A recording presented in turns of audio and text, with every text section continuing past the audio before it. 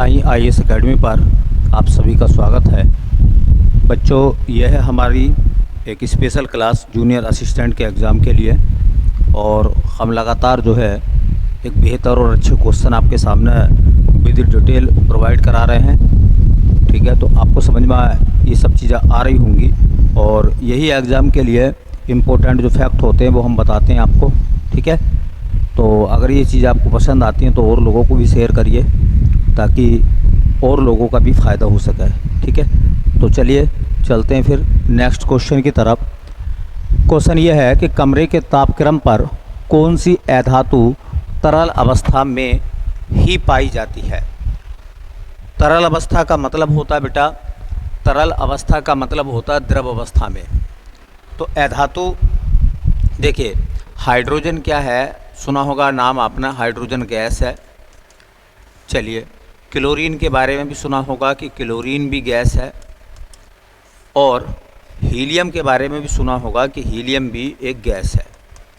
अब जब ये तीन गैसें हो गई तो द्रव अवस्था में पाई जाने वाली अधातु कौन सी बच गई? ब्रोमीन। ब्रोमीन क्या होगा बेटा? ब्रोमीन द्रव अवस्था में पाया जाने वाला एक अधातु है। ठीक है, तो क्या क्या चीज़ ब्रोमीन के लिए इम्पोर्टेंट है बोर्ड देख लेते हैं। देखिए, दो तीन बातें ब्रोमीन के लिए। देखिए, जो ब्रोमीन है, सब बच्चों को पता होगा कि ब्रोमीन का जो संकेत होता है वो Br होता है। ब्रोमीन का बेटा जो संकेत होता है वो होता है Br 35 Br 79.9 35 Br ब्रोमीन 79.9, मतलब ब्रोमीन का परमाणु क्रमांक जो होता है वो 35 होता। ठीक है, ब्रोमीन का परमाणु भार जो होता है वो 79.9 होता है। ब्रोमीन क्या है कोई पूछेगा तो ब्रोमीन एक अधातु है। ब्रोमीन एक अधातु है। ब्रोमीन क्या है? ब्रोमीन एक अधातु है। देखिए, दूसरी बात, क्लोरीन, ब्रोमीन है ना, फ्लोरीन, क्लोरीन, ब्रोमीन, आयोडीन, एस्टेटीन, ये सब हैलोजन होती हैं। तो अगर ये हैलोजन है तो ब्रोमीन क्या है? ब्रोमीन एक हैलोजन है। यह हैलोजन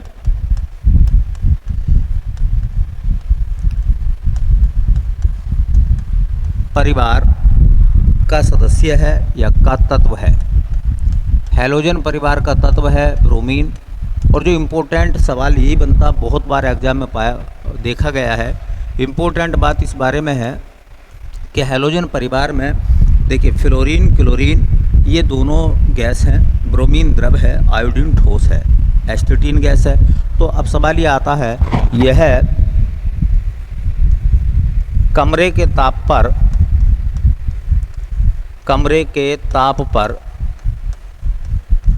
द्रव अवस्था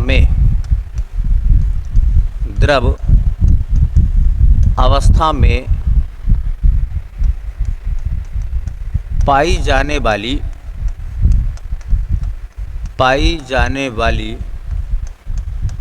एकमात्र अकेली अधातु है। देखिए, अधातु बहुत सारी हैं, कार्बन है, सल्फर है ना।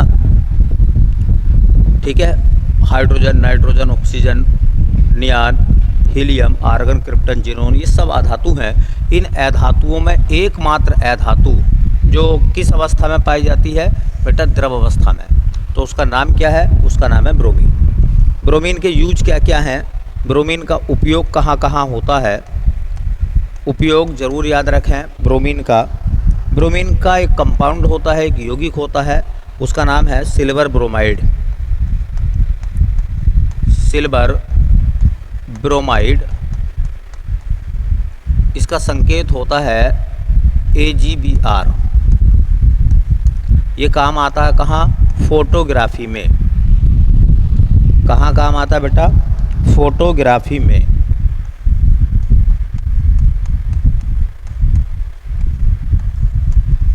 देखिए, अगर मैं ये आपसे पूछूंगा कि फोटोग्राफी में कौन कौन से रसायन काम में आते हैं, तो फोटोग्राफी में फोटोग्राफी में जो रसायन काम आते हैं उसमें देखिए ऑक्जेलिक अम्ल, ऑक्जेलिक अम्ल एक ये काम में आता है। एक सिल्वर ब्रोमाइड काम में आता है, सिल्वर ब्रोमाइड AgBr ये काम में आता बेटा। और एक काम में आता हाइपो। हाइपो को का रासायनिक नाम क्या होता है? वो होता है बेटा सोडियम थायोसल्फेट, सोडियम थायोसल्फेट। देखो ये ज़रूर ये बातें याद रखो, जब भी फोटोग्राफी में इस्तेमाल होने वाले केमिकल्स की बात आएगी, जब भी फोटोग्राफी में इस्तेमाल होने वाले रसायनों की बात आएगी, 3 नाम आपको याद रखने हैं। ऑक्जेलिक अम्ल होता है, सिल्वर ब्रोमाइड होता है फोटोग्राफी में यूज, और एक हाइपो होता है। और कई बार तो ये पूछा जाता है कि हाइपो का रासायनिक नाम क्या है, तो सोडियम थायोसल्फेट जो है वो हाइपो का रासायनिक नाम है। एक नाम आता है पोटेशियम ब्रोमाइड, पोटेशियम ब्रोमाइड,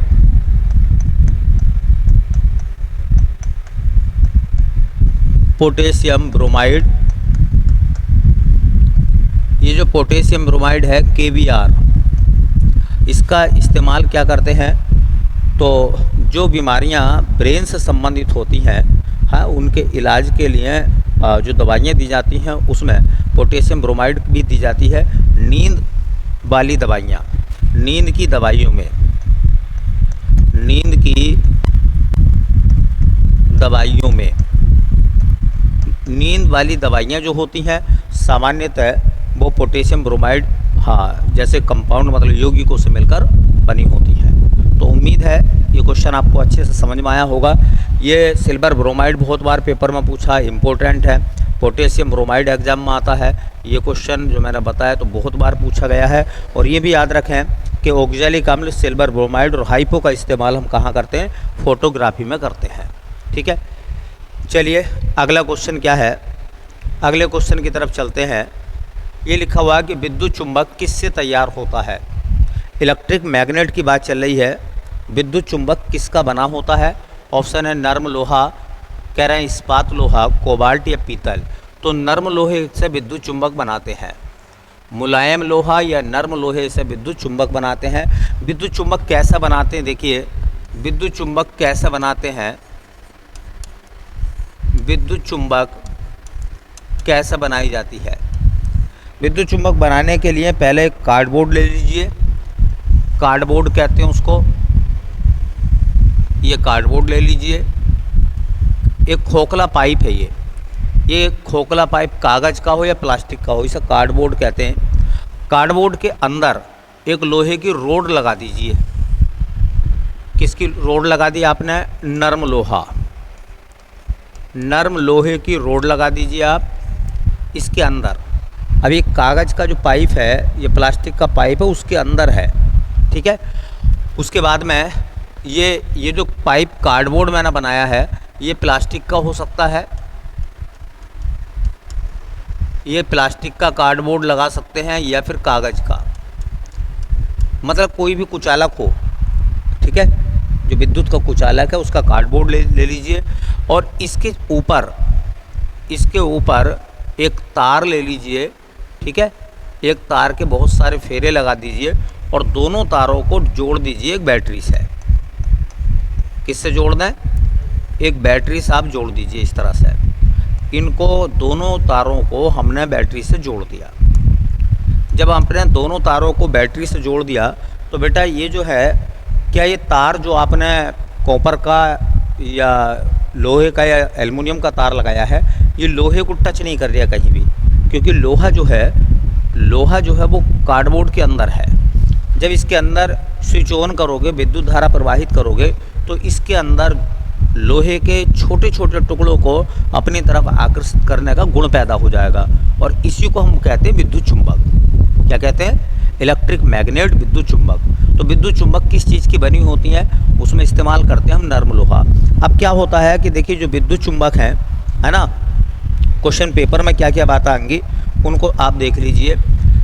अगर पूछता है कि विद्युत चुंबक, तो आप कह सकते हैं कि विद्युत चुंबक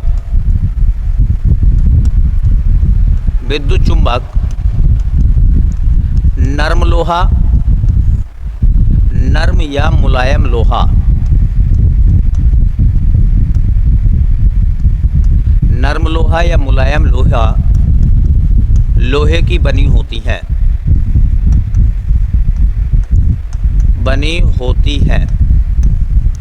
दूसरा सवाल इम्पोर्टेंट है, अगर इस विद्युत चुंबक की पावर को बढ़ाना है तो दो काम आप कर सकते हैं। भाई ये आई धारा है, या तो इसमें धारा आई का मान बढ़ा दीजिए। जैसे ही आप इसमें धारा आई का मान बढ़ाएंगे, वोल्टेज बढ़ाएंगे, ये मैग्नेट पावरफुल होती चली जाएगी। और अगर आप ऐसा नहीं करते हैं तो आप इसके फेरों की संख्या, जो कुंडली आपने बनाई है उस पर जो तार लपेटा है उसके फेरों की संख्या बढ़ा दीजिए। फेरों की संख्या बढ़ाने पर या विद्युत धारा बढ़ाने पर इस मैग्नेट की जो पावर है वो क्या हो जाएगी, बढ़ जाएगी। तो दूसरा क्वेश्चन आगे के लिए याद रखो, कुंडली में फेरों की संख्या, इसे कुंडली कहते हैं, कुंडली में फेरों की संख्या या धारा का मान बढ़ाकर, धारा का मान बढ़ाकर चुंबक की शक्ति बढ़ाई जा सकती है। चुंबक की शक्ति मतलब पावर बढ़ाई जा सकती है। देखिए, विद्युत चुंबक के बारे में नर्म लोहे की बनती है। पावर कैसे बढ़ाई जाएगी इसकी, इस बैटरी के वोल्टेज बढ़ा दीजिए। अगर आप वोल्टेज बढ़ा देते हैं, विद्युत की क्षमता को बढ़ा देते हैं, या कुंडली के चारों तरफ जो आपने तार लपेट रखे हैं उनकी संख्या को बढ़ा देते हैं, तो इसकी पावर बढ़ जाएगी। विद्युत चुंबक का इस्तेमाल बहुत जगह हो रहा है आज के दौर में। विद्युत चुंबक के उपयोग की अगर हम बात करें तो शरीर में गोली के छर्रे निकालने में,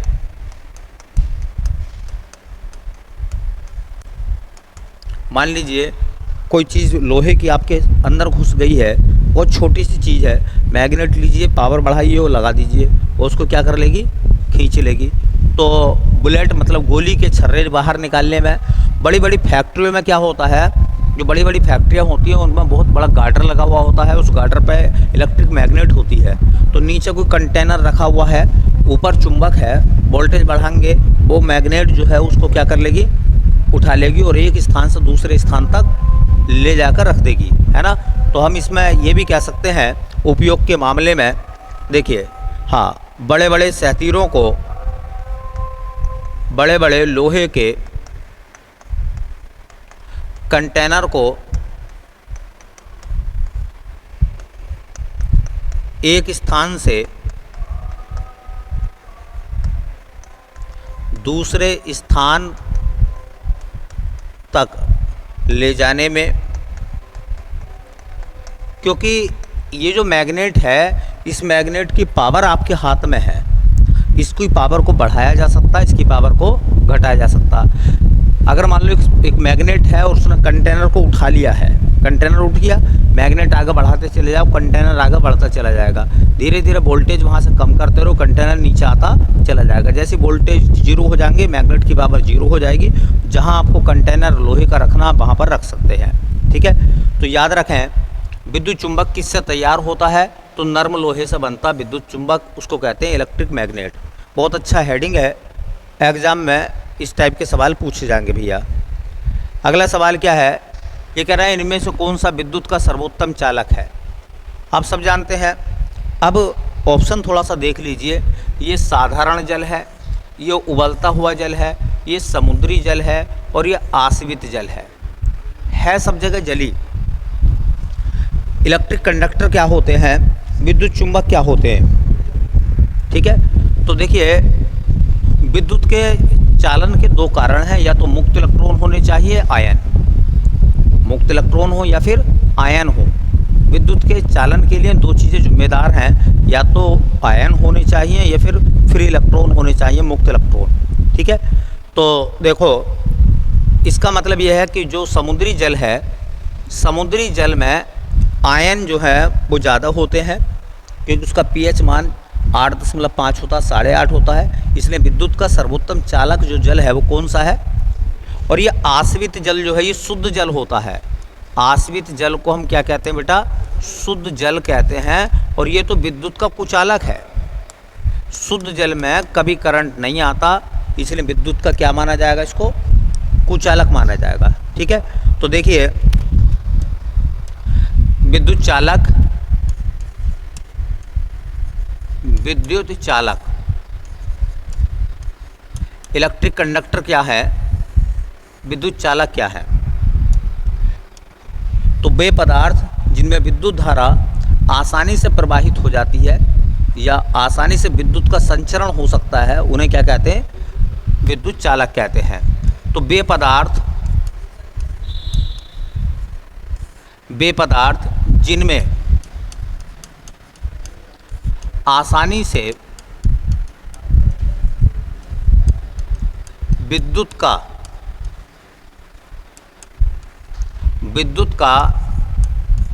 संचरण हो सकता है,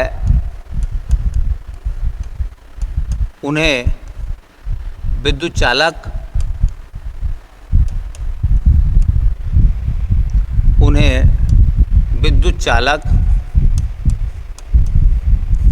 कहते हैं। अभी मैंने एक बात बताई है कि चालकता का कारण क्या है, किस वजह से विद्युत चालक बनते हैं। तो चालकता का कारण देखो बेटा, अगर धातु है तो धातुओं में धातु विद्युत की चालक होती है। जैसे चांदी विद्युत का सर्वोत्तम चालक है, क्यों है वो सर्वोत्तम? अगर ये पूछेगा तो धातुओं में पाए जाते हैं मुक्त इलेक्ट्रॉन। क्या पाए जाते हैं? मुक्त इलेक्ट्रॉन। चूँकि धातुओं में मुक्त इलेक्ट्रॉन पाए जाते हैं इसलिए वो विद्युत के चालक होते हैं। तो ये कंडीशन तो अप्लाई होगी किसके ऊपर? धातुओं के ऊपर। दूसरी बात, अगर हम बात करें, देखिए अगर आयन है, किसी पदार्थ का जलीय अपघटन उसके आयनों में टूट जाता है, आयन्स बनते हैं पदार्थों में, तो समझ लो वो भी विद्युत का चालक माना जाएगा। तो कोई पूछेगा कि बताइए धातु विद्युत की अच्छी चालक मानी जाती है, क्यों? तो उनमें मुक्त इलेक्ट्रॉन पाए जाते हैं। अच्छा, कोई पदार्थ विद्युत का चालक माना जाता है कब? जब उसमें आयन पाए जाते हैं। तो मुक्त इलेक्ट्रॉन पाए जाएंगे धातुओं में और पदार्थों में पाए जाएंगे क्या? आयन। इस वजह से पदार्थ और धातु विद्युत की चालक मानी जाती है। ठीक है, अगर कोई तुमसे ये पूछता है कि सर्वाधिक विद्युत चालक कौन है, विद्युत का सबसे अच्छा चालक कौन है बेटा? तो उसमें सबसे बेहतर उदाहरण आता है चांदी का। चांदी विद्युत की सर्वोत्तम चालक है। धातुओं में सर्वोत्तम चालक कौन माना गया बेटा? अगर चांदी ऑप्शन ना हो तो आप लगाएं तांबा, अगर तांबा भी ऑप्शन ना लगाएं तो आप लगाएं एल्यूमिनियम, और अगर एल्यूमिनियम भी ना हो तो फिर आप लगा सकते हैं लोहा। लेकिन अगर इस सब में पूछने लगे कि सबसे अच्छा चालक कौन सा है तो वो चांदी माना जाएगा। क्या माना जाएगा? हाँ, चांदी माना जाएगा। और अगर जल की बात करेंगे तो कौन सा जल? समुद्री जल। समुद्री जल खारा होता है, उसका पीएच मान 8.5 होता है। और दूसरी बात, समुद्री जल में बहुत सारे साल्ट पाए जाते हैं, तो जितने ज़्यादा साल्ट होंगे वो उतना ही अच्छा क्या माना जाएगा? चालक माना जाएगा। और ये बात ज़रूर कहीं ना कहीं को नोट कर लें, पेपर में आता है। देखिए, या तो कहो आसुत जल, आसुत या शुद्ध जल, आसुत जल या शुद्ध जल विद्युत का कुचालक होता है, विद्युत का कुचालक होता है। इसका मतलब बेटा ये हो गया, ये समझिए आप इस तरह से कि शुद्ध जल है, प्योर वाटर है, उसके अंदर अशुद्धि मिली हुई अगर नहीं है तो उसमें करंट नहीं आएगा, क्योंकि उसका पीएच मान 7 होता है और वो आयनों में नहीं टूटेगा। शुद्ध जल विद्युत का कुचालक क्यों होता है?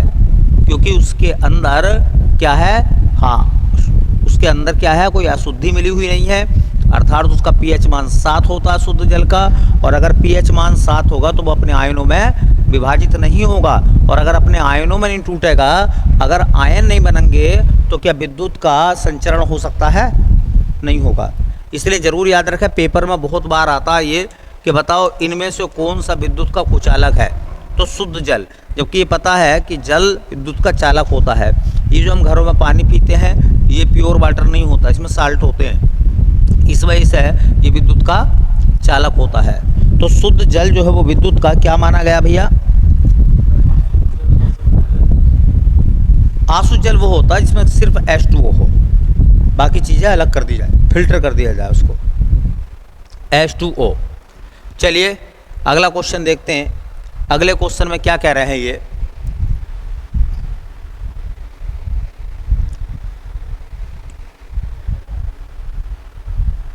अगले क्वेश्चन की अगर हम बात करें तो ये कह रहे हैं, देखिए सवाल बड़ा इम्पोर्टेंट, बहुत अच्छा सवाल है।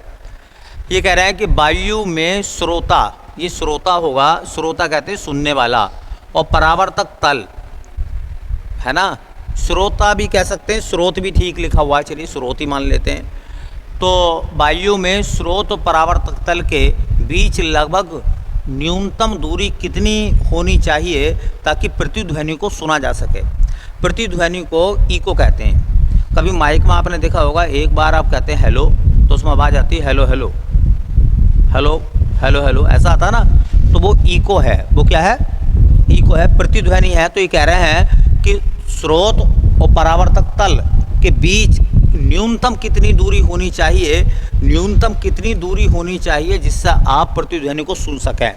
ऑप्शन है 10.2 मीटर, ऑप्शन है 12.5 मीटर, ऑप्शन है 15.0 मीटर, और ऑप्शन आ रहा है 17.2 मीटर। तो प्रतिध्वनि सुनने के लिए लगभग 16.6 या 17 मीटर की दूरी होनी चाहिए। अब ये मामला क्या है, पहले दो बातें देख लीजिए भाई। ये जो शब्द लिखा हुआ है प्रतिध्वनि, प्रतिध्वनि इसको इको कहते हैं। क्या कहते हैं इसको? इको। अब ये प्रतिध्वनि क्या है? प्रतिध्वनि ध्वनि का उल्टा, जैसा आप बोलेंगे वैसी आवाज़ आपको आएगी। अगर कुएं में है ना, कुएं के अंदर अगर आप आवाज़ लगाते हैं कुएं की नीचे की तरफ, तो आपकी आवाज़ किससे टकराएगी? बोलो, पानी से, और फिर वापस वैसी आपको सुनाई देगी। ठीक है, वैसी आपको सुनाई देगी। कहते हैं जब नया मकान बनाते हैं ना, और उसके अंदर अगर हम क्या करते हैं, सामान वगैरह अगर ना रखें तो उसमें आवाज़ गूंजती है। तो गूंज अलग है, प्रतिध्वनि वो है जैसा आपने बोला वैसी आपको सुनने के लिए मिला। ठीक है, तो प्रतिध्वनि क्या है? ध्वनि का किसी परावर्तक तल से, ध्वनि का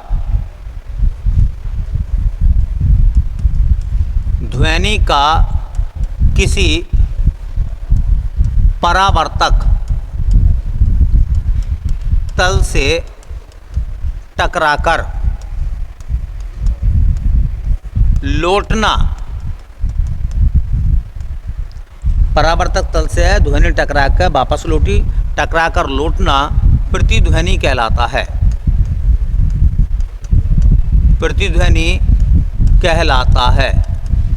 इसी को इको कहते हैं। इसी को क्या कहते हैं भैया? इको कहते हैं। देखो प्रतिध्वनि का समय कितना होता है, सुन लीजिए। प्रतिध्वनि का समय बहुत इम्पोर्टेंट बात है ये। जैसा कि मान लीजिए आपने ये क्वेश्चन सुना होगा कि हमारे कान पर ध्वनि का प्रभाव कितने समय तक रहता है? 1/10 सेकंड। तो प्रतिध्वनि सुनने का जो समय होता है बेटा वो 1/10 सेकंड होता है। और अगर इसे ऐसा नहीं कह रहे हैं तो 0.1 सेकंड कितना होता है? 0.1 सेकंड, या तो कहो 0.1 सेकंड, या कहो उसे कितना, 1/10 सेकंड। अब सवाल ये निकल कर आता है कि प्रतिध्वनि सुनने के लिए न्यूनतम कितनी दूरी होनी चाहिए। अब ध्यान से सुनो मेरी बात, ध्यान से सुनो। यह है स्रोत, कि तुम खड़े हुए हो, ठीक है, और तुम खड़े हुए हो, और तुमने जो है ये परावर्तक तल है, क्या है ये, जहाँ से आवाज़ टकरा कर आएगी। ये परावर्तक तल है आपका।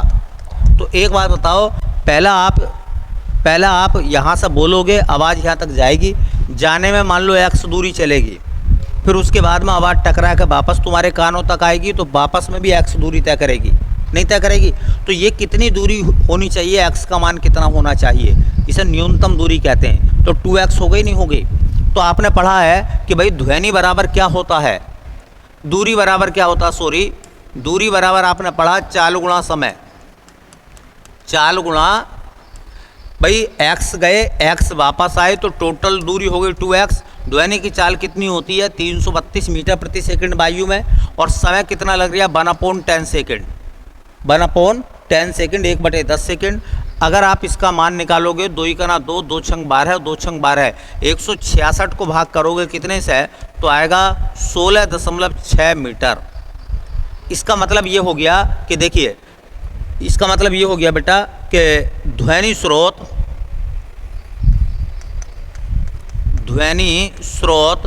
व परावर्तक के बीच न्यूनतम दूरी बताओ कितनी होनी चाहिए, के बीच न्यूनतम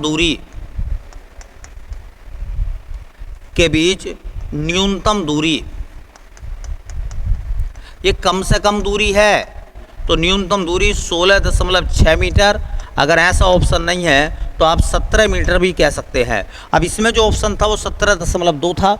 अच्छा, न्यूनतम है, इससे कम नहीं होनी चाहिए, इससे ज़्यादा होनी चाहिए, तो बाकी ऑप्शन तो इससे कम वाले हैं सब। बोलो, इसका मतलब ये वाला ऑप्शन अपना करेक्ट माना जाएगा, सही माना जाएगा। आपने बहुत सारे फिल्मों में ऐसा देखा होगा, है ना, कि अगर पहाड़ पे जाके जो हीरो है वो अगर आवाज़ लगाता है, बहुत सी जगह ऐसी मान्यता होती है नहीं कि अगर तुम जो है, हाँ, पहाड़ पे खड़े होकर आवाज़ लगाते हो और वो आवाज़ आपको सुनाई दे जाती है, तो आपकी मनोकामना पूरी होगी। ऐसी बहुत सारे फिल्मों में आपने देखा होगा। तो वो जो है, जो आवाज़ लगाता है आदमी, तो वो ऐसा नहीं है कि पर्वत में ऐसा कुछ है, बल्कि वो इको का प्रभाव है। ये नहीं है, इको का प्रभाव है। अगर इससे दूरी कम हो गई, 16.6 मीटर से दूरी अगर कम है, तो फिर आवाज़ साफ सुनाई नहीं देगी, आवाज़ गूंजेगी। आवाज़ क्या होगी, गूंजेगी। जैसे ये होल है, इस होल में अगर कोई सामान ना हो तो इसमें आवाज़ गूंजेगी। लेकिन अगर होल ऐसा हो जा कि आपके और दीवार के बीच की दूरी 17 मीटर हो जा, ठीक है, तो फिर आवाज़ आपकी गूंजेगी नहीं, आप जैसा बोलोगे वैसा लौट के आपको सुनाई देगा। ठीक है, इसलिए कभी कभी क्वेश्चन पेपर में आ जाता है कि प्रतिध्वनि का उपयोग कहाँ करते हैं हम। प्रतिध्वनि का उपयोग कहाँ करते हैं भाई, समुद्र की गहराई में। समुद्र की गहराई ज्ञात करना।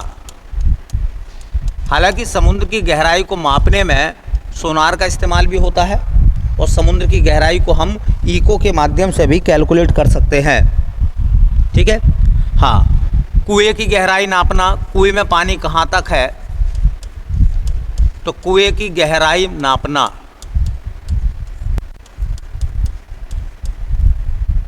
कुएं की गहराई नापना। कुल मिलाकर आपने ये सुना होगा कि देखिए, अगर आसमान पर थूकोगे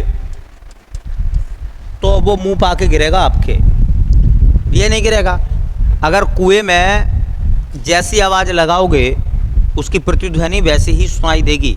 इसका मतलब दुनिया का नियम ठीक है ना, कि जैसी क्रिया करोगे उसकी प्रतिक्रिया वैसी ही होगी। अगर कुएं में हेलो बोल रहे हैं, ठीक है, तो उधर से हेलो ही आएगा, हाय नहीं आएगा।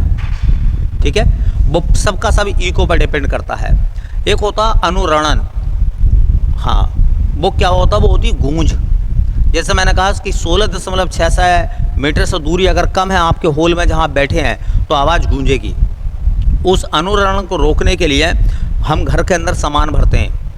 नया घर बनाते हैं तो कमरे में आवाज़ गूंजती है।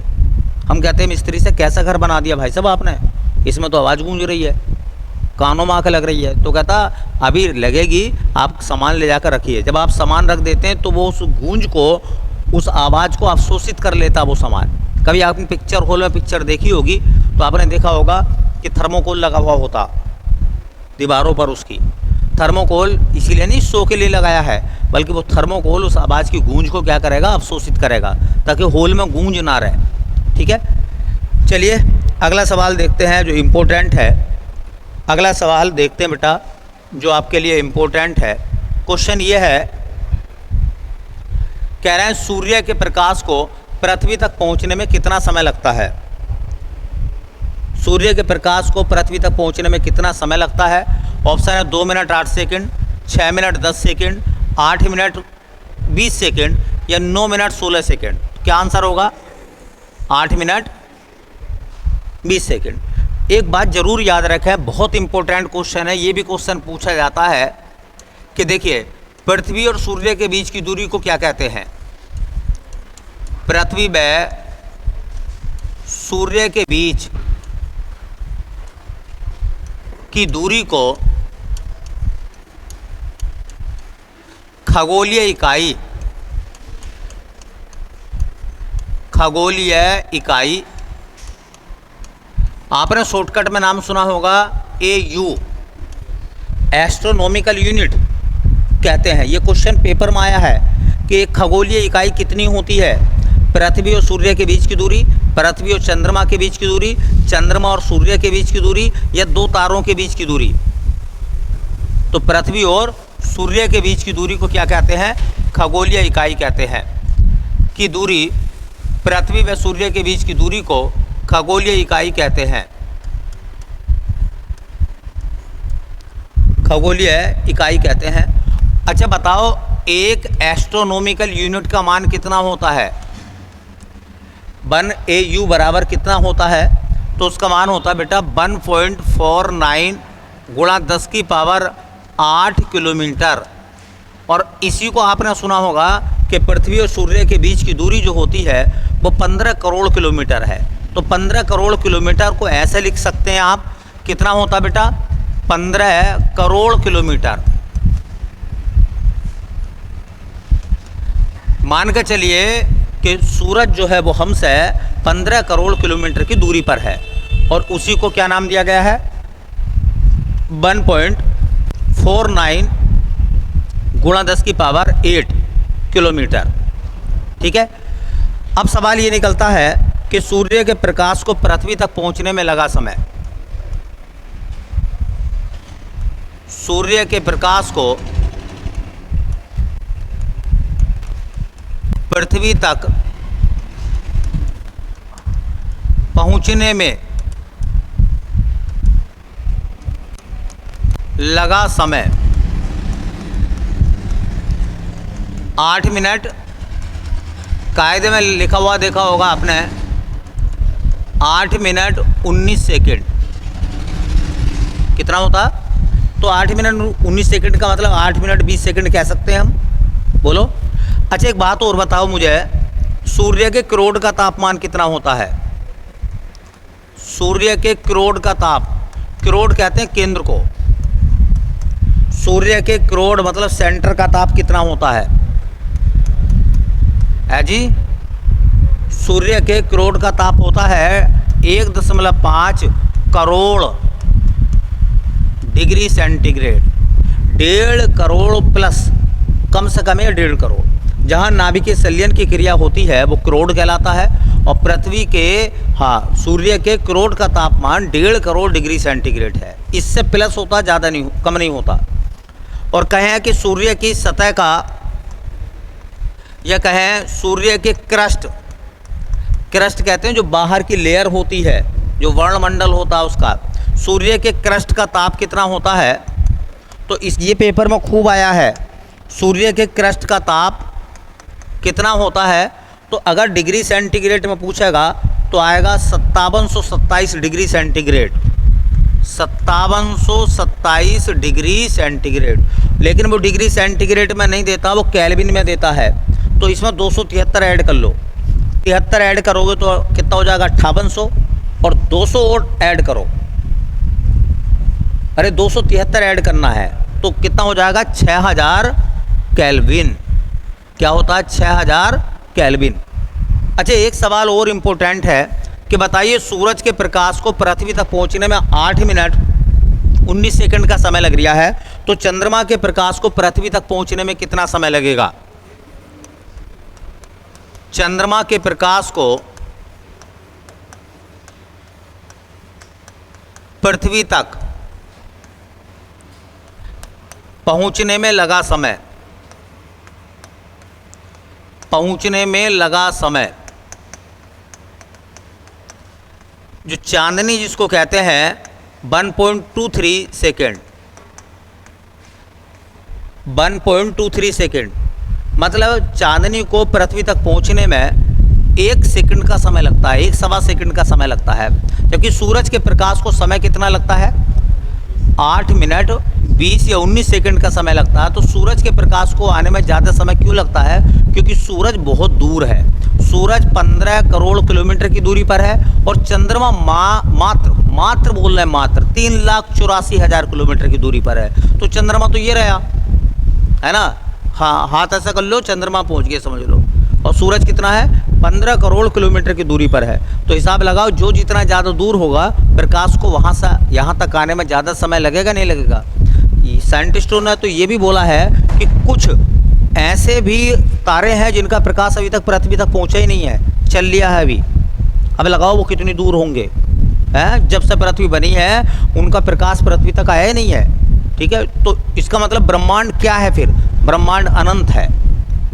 अनंत उसको कहते हैं जिसको आप नाप नहीं सकते। ठीक है, चलिए बेटा, बाकी कल देखते हैं।